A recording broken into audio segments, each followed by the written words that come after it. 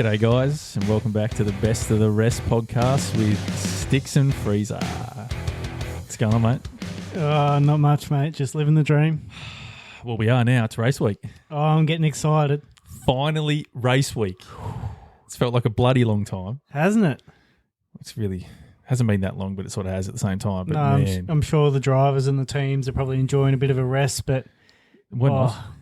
We want them to race every week forever. Yeah, exactly. So keen though. Finally come around. Australia. Mate, I'm chomping at the bit. Our home Grand Prix, mate. Yeah. So keen. But in this pod, we're gonna chat about the upcoming Grand Prix. Bit of a predictions chat, a few different areas. Yep. And see how we think this weekend might go, or in some cases, hope, I guess. Yeah, well, I guess in terms of predictions, this one's going to be the loosest kind of one that we'll do this year because Zero to go off. yeah, there's nothing. There's last year's results and then testing, which nothing really happened in, so Sort of get our own bias to try and deal with. maybe have to tune in and see where we end up. Right, well, in saying that, why don't we start with pole? Who do we think is going to be on pole for this coming Grand Prix? I'll kick it off with Aussie bias and say Piastri on pole. Straight in with a big hitter. Yeah. Piastri. So you think you'll get it done over the likes of Norris, Leclerc, Verstappen? Why not? Why not? McLarens were, they won the World Championship, the constructors. Looked all right in testing. I think Piastri still did reasonably well last year, even when they weren't really on it just yet. They had a bit of a slow start, so Another year of driving under his belt too. You know, you sort of forget that his experience is growing year upon year. Yep. And he is still competing at the front. The Australian man himself, so got to kind of presume that he's had a bit of racing there prior, so See how it goes. I'm backing him. Does he do it comfortably, or is it No, it's fine margins? tight. Yeah, real tight. Right. Who have you got? Well, I've gone for Charles Leclerc. Yeah, it's a good shout. That's a good shout. Probably, I was tossing up whether I did put him on pole actually myself.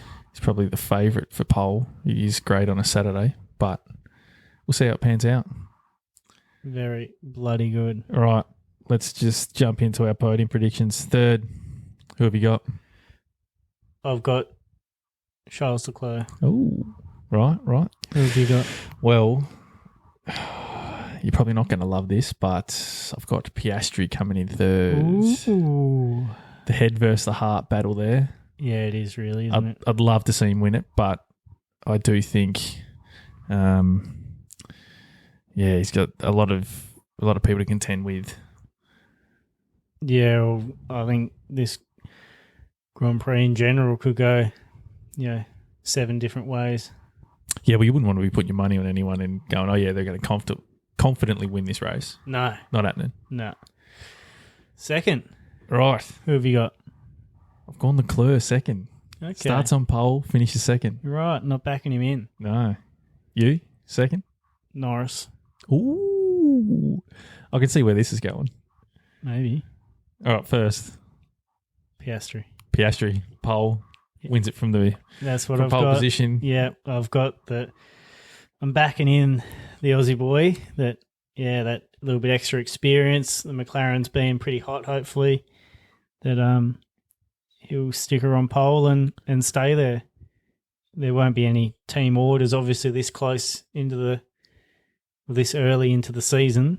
But I'm assuming there'll be nothing silly either. So if his teammate's behind, hopefully he helps him out and He'll become an Australian hero, mate. oh, wouldn't he? I can't see, just at the team orders real quick, I can't see Piastri playing ball if Norris is ahead or vice versa until 5-6 races left when they're sort of mathematically a long shot from winning the championship. Well, they've kind of put out that both their drivers are number ones and whatever, and obviously Webber being Piastri's manager or whatever his proper title is, that they're not going to settle for him being a second driver to Norris. And there's obviously no way that Norris would be a second driver. So to me, I think it's just going to go by whoever gets off to a good start and, mid to 3/4 of the way through the season, then panning out to see where they're sitting and, like you said, mathematical chances for who they might try to invest a bit more into. And I love to hear that, though. That makes me excited to think that there's going to be a battle going on within McLaren I love it. as well as every other team. Yeah, I love it, but I just don't know if it'll work. Makes you a bit stressed as a papaya man. Yeah. You just look at a lot of the other teams, especially teams that perform quite well or dominated eras, like, you know, say Verstappen and Perez and Hamilton and Bottas. Schumacher in his days, I don't think he had a teammate that was right there pushing him along. Or a threat that was for like the title. a second. Well, not he was a second. I guess that makes it difficult because, when you've got the same car and two blokes battling, like I guess Hamilton and Rosberg back in the day, it gets messy. Yeah, well, that kind of hurt him a bit, and that's what kind of worries me a little bit with Piastri and Norris, and neither of them are going to step down and say and be content with a second driver. So, being the second driver. So I'm not sure what the future will hold if they're both going to start to be. They take points off each other. It opens the door for someone else to sneak up and take the lead of the championship or really challenge. So depending on how this year pans out, it might not continue as a Norris and Piastri lineup. Oh, gets you so excited. But obviously you just got to wait and see what happens throughout the year. But there's a high potential that Norris and Piastri will be in a championship battle themselves, and they're not going to be wanting to do that from the same team. So, raises questions, doesn't it? Oh, big time. But that's just another thing that excites me, which could completely change throughout the season. But it's a little side story, little side quest to keep an eye on, see how that pans out. Yeah. All right, back to my winner for the Grand Prix. Who do you have to take home the first Grand Prix of the season? I'm going for the bloke that everyone seems to be somewhat writing off. Sainz. I'd love to see it. Oh, wouldn't that be good? That puts me in dreamland right there. Oh. Maxi boy, Max Verstappen. Oh, yeah. I'm backing him in to win it. Only the reigning world champion. But it seems so many people have gone, okay, Red Bull are slightly off the pace. Forget about Verstappen in the title contention. It's Ferrari, it's McLaren. What's George Russell going to do? Antonelli. Yeah. But you forget that Verstappen can work wonders. He can just about win from anywhere. And he can get the most out of a car that, shouldn't be competing with the quickest cars on the grid, so to speak. And he's still right up there. So I'm backing him in to get it done. Yeah. Oh, we haven't mentioned as well that as of a week out from the Grand Prix, give or take, looks like there might be a bit of rain on the Sunday too.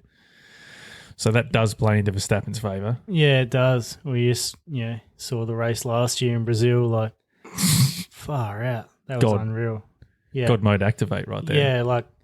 Yeah, there's been arguments whether he's the greatest of all time and whatnot. Obviously, he's still pretty early into his career, achieved so much already. But it's drives like that does put him up to that level, puts him on par with, or close to, with people like Hamilton and Schumacher and whatnot. He in the modern era, like what do they call it, the ground effect, or he's pretty much been the GOAT. Yep. And that Brazil race was like I was barracking for Norris at the time because I wanted to see a championship battle on and that carry on for the coming races. But that drive was just unbelievable. Yeah. Yep. Like a championship battle coming down to the last race kind of thing would have been unreal. But yeah, that drive, like once he ended up in, pole position, well, P1, it was just incredible and you couldn't help but sort of cheer for him. Wow. And, just admire the drive. All right, so we've got a few other predictions for the upcoming race. What do we want to run with? We've got a left of field. Yeah, right. Our take on the big call, random call. Yeah. So my left of field, which I admittedly probably haven't done enough research into, but it's Piastri to be first Australian to win at their home race. So I haven't researched to see, maybe there's somewhere down the track like a Bradnam or someone that's won, but as far as I know, especially in the last... In our era? Yeah, the last few decades, definitely has not been an Australian win. It's always been almost like a little curse for the Australians. Oh, it hasn't been good Weber for the Aussies, and has it? Ricardo and, haven't been able to... I would love to clinch see it. I would love to see that. So we obviously won't have Ricardo this year, but we will have Piastri and we will have Jack Doohan. And our adopted son. And our adopted New Zealander, Liam Lawson. Basically Australian. Yeah. We could almost build a bridge between the two countries, so we'll call it. Be a big bridge, but... Yeah. Okay, my left of field. I've gone for two because I felt like my first one was a bit, maybe not quite out there enough, not quite enough of a bold call. Sure. So first one's Hamilton to out-qualify Leclerc. Now hear me out before you call me out. No, So, I won't call you out. I'll join you in that. Yeah, Hamilton's a great qualifier and all that, but with his past season at Mercedes and how good Leclerc is, that I probably would agree that could be left of field enough, but just depends how it pans out at Ferrari. I thought you were going to call me out on my hedging of my bets here, having Leclerc on pole, but then my left of field being Hamilton to out-qualify him. Oh, well. I've sort of got a foot in both camp here. But I feel like it's a possibility. If I had to put money on it, I'd say obviously this is why it's a left of field, but I'd say Leclerc's probably going to get the job done, but I could see it happening. So I've gone for a double left of field. My second one is probably quite out there. Backing Williams in to have a double points finish. Ooh. Come to the end of the race on Sunday. I would love to see that. I'd love to see it too. Wow. So we'll see how that one pans out. Essentially pretty standard for the top four teams and Williams to pick up the last 9th and 10th spot, or what's your kind of thoughts for it? Well, I'm sort of predicting somewhat of a little bit of a chaotic race if there's a bit of raining stuff going on. So maybe there's the chance that a bit of argy-bargy goes on and someone or multiple people from top teams aren't up there in it. A few broken wings, yada yada. Yeah. Blokes end further back. We'll see. But moving on from left of field, we're going to have a stab in the dark and see if there's any drivers that we think that may be a DNF risk come. Yeah, we thought race. we'd add in a couple of little extra elements to our predictions this year. Yeah. So for DNF risk, I had Antonelli. Ooh. And that probably does tie back to what you were just saying there. Merc fans are going to be pissed off with that one. Yeah, sorry, guys. Just the fact that there's the potential of a bit of rain there, especially on the Sunday. And in a few of the past practice sessions that we've seen him be in, very quick, but it's 10 out of 10 or it's nothing. Yeah, it's literally very quick. We haven't seen that consistency from him yet, and he is very young, so he's going to learn and develop throughout the year, but I can just kind of see that he might just try and push it that little bit too hard and in the wet just have a little bit of a slide or a spin or something and, hurt his race. I can see that thought process. So you might not like this one either. Oh, why are you doing this to me? I mean, I sort of don't like it for myself either, to be honest. Australian race, and I'm predicting that Doohan may be a DNF risk. Oh, another Aussie. Oh, Aussie bias, but I'm trying to break that with this call. But obviously, here's the thought process behind that. Okay, all the pressure on him before the season. Yep. Not only does he need to get used to racing in Formula One, as most rookies. Oh yes, that's a bit of pressure, but he knows that his seat's at risk already. He needs to perform. Yep. There's no time to adjust. He's got to be at the level from the get-go. Potential rain for Sunday, so that's a. I don't like that recipe for him. No, it would be a tough one. I can see that not ending well. Yeah. Yeah, I'm sure nerves and all the hype is going to be pretty high. So, yeah, could be pretty jittery anyway. And I'm hoping I'm wrong. Yeah, realistically, depending where he qualies, he could be right in the middle of that pack too. We'll see. Stay tuned. All right, safety cars. Throw a number at me. How many do you reckon we may see for the race? For safety cars or red flags, I have gone 2. 2. Are we going to count virtual safety cars? Yeah, I think we'll count any virtual or physical safety car and red flags. Okay. Any major interventions? Yeah. Right, so I've gone 1. So we'll see how that one pans out. 1. Well, judging by last year's, there how many were there? Could be a few. Was there 3 last year? I think it might have been. Because there's that massive prang, like with a few laps to go, that 2 Alpines took each other out, and she was a bit, how you going? And they took themselves out on a restart of another incident, didn't they? Yeah, that's the one I'm picturing with that first corner. I think it was it Magnussen that slid out and hit the wall, and his like wheel and tyre shredded off, and that brought out a red flag. And then it was a clusterfuck. So then they had a restart, and then everyone just fucking ran into each other and tried to... Good viewing, but not good viewing for the teams. Yeah. Bank accounts, I'm sure. Right. So we're going to finish up with a few storylines that we're looking forward to seeing play out come this weekend. Yep. Just a few topics to quickly discuss. So, Freezer, what do you got? What are you looking forward to keeping an eye on this weekend? Storyline for this weekend that I'm keen on is Lawson in the Red Bull. Ooh, yes. So we've seen what he can do in the RB. Pretty consistent, pretty fast. So I'm bloody keen to see him in, the actual Red Bull. How's he measure up against the GOAT? Yeah, and put him side by side with Verstappen in essentially the same car. First race of the season, so, a lot of other components to it. But, yeah, just starting to see how he's going to look in that Red Bull is pretty exciting. Okay, for you, what's a pass mark? What does Lawson have to do this weekend for you to come, the race review pod next week, go, look, good start, that's a tick? I think it's got to be top 8. Anything below top 8 is just probably a disappointment. So would you say 8th is that a pass mark? Like, is that a C minus? Like, I think it's just scraped. It's still a pass.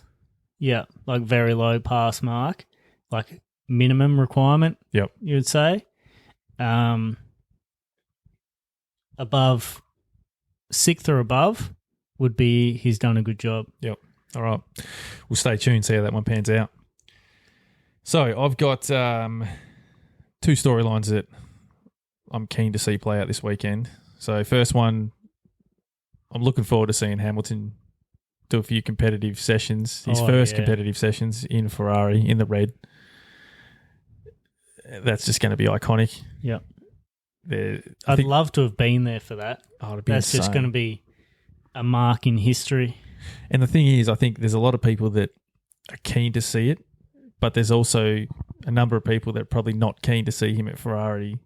There's going to be a few dirty Mercedes fans. Yeah.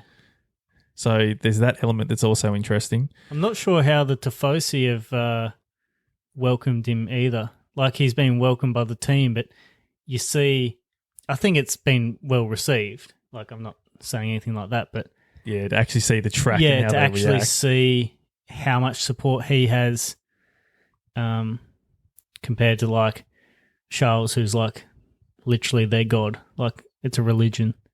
I reckon, yeah, they will bow down to both of those. Yeah. Monza, that'll be Monza would be insane. unreal. Well, you saw how off, like they just went absolutely off when Charles won. Yeah. So Imagine a 1-2 there.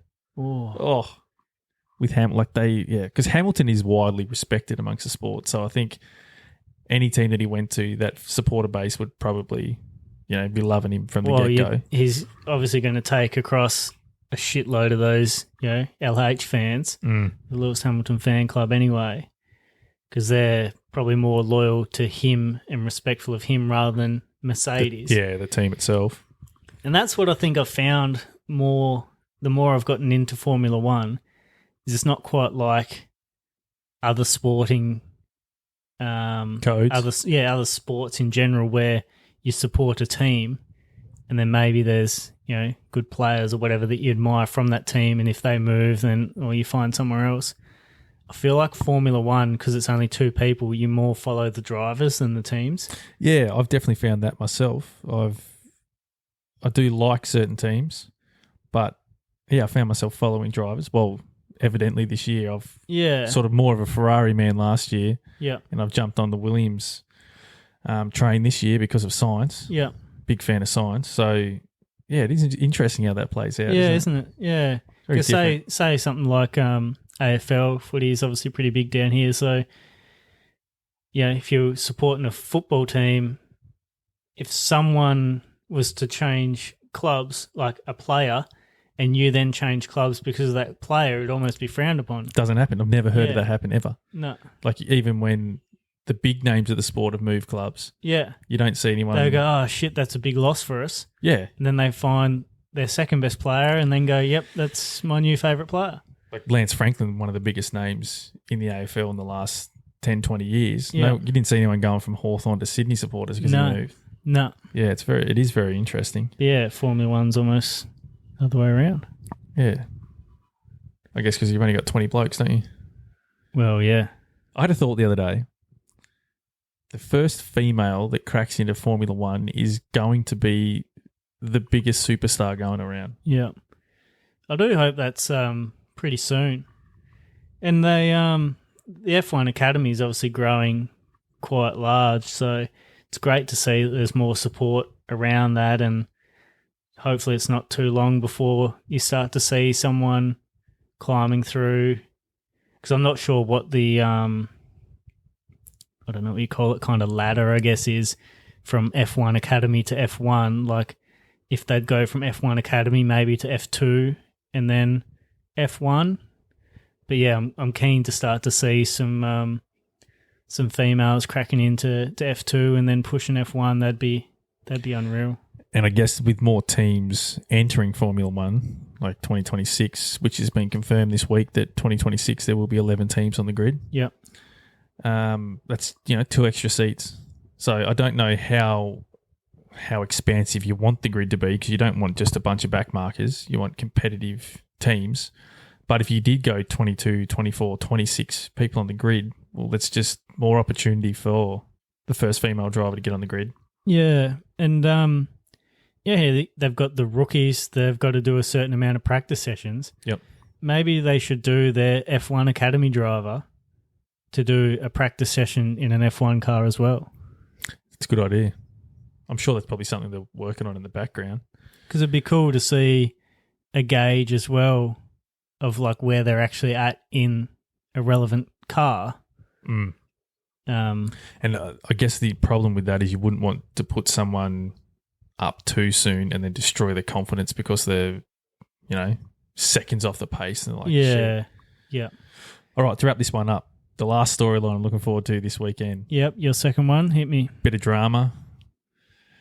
Verstappen v. Russell. Does that saga continue? Is there beef there? Is there a bit of argy-bargy going on track? Well, I was a bit disappointed not to see that covered in Drive to Survive, so it'd be pretty cool to actually see it kind of come into a bit more fruition in the season. It'd be amazing. Like just those two, the two very different people. So to see them have a beef that endures and it's off the track, it's on the track, there's a bit of, that's Verstappen, I'm not letting him through, or vice versa. Yeah. Oh, you love to see it. Just get the elbows out and it makes for good racing.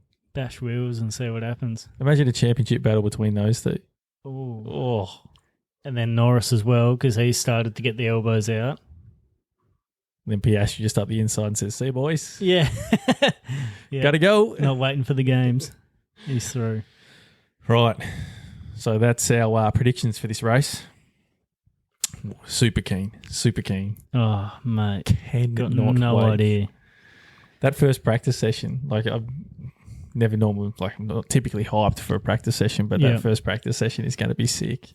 I'm just so happy as well that Australia is the first weekend of the season. Yeah. So, we actually get the opportunity to flick the TV on and watch everything, the first weekend back, and we just get to, start from the start and just on our watch schedule. It all. Yeah. And Australia typically, well, not always, but can produce some pretty good races too, where I feel like Bahrain can be a bit of a snooze fest at times. Yeah. Yeah. It's a bit near. No, I'm bloody keen, mate. Bloody keen. Righto, mate. We'll wrap this one up and tune in. When will we post our race review? We'll record the pod Monday. We'll still do a Monday, I reckon. Probably Monday. So we generally do Mondays for recording days because and then jump in on it. European tracks. The middle of the night for us. Middle of the night race. 3 a.m. probably Monday mornings. So we normally sit down together and rewatch the race, try and avoid the results, and which is ridiculously hard, mind you. You got to try and get through even 12 to 16 hours without hearing a result, seeing a result on social media, someone else saying, "Oh, did you see such and such?" And you're just like, "No, shut the fuck up." Yeah, don't tell me. And the more people that know that we're into F1 or are fans of the pod are almost spoiling the results. The people want to talk about it. They want to say, "Oh, did you see that? Like Hamilton crashed?" And you're like, "What? I don't want to hear that. I haven't seen it yet." Don't tell me that. Yeah. Yeah, it's ridiculously hard. You almost need to go on hibernation for that day. Walk around with the earmuffs on or something. Yeah, but no, it'll be good to get back into it with Australia. So no spoilers. Should be able to watch it live. Yeah, everyone enjoy it. Bloody oath. All right, box. Time to retire today's episode. Thanks for joining us. If you've enjoyed the show, hit like, follow, and share it with another F1 fan. You've been the best, and we've been the rest. Catch ya.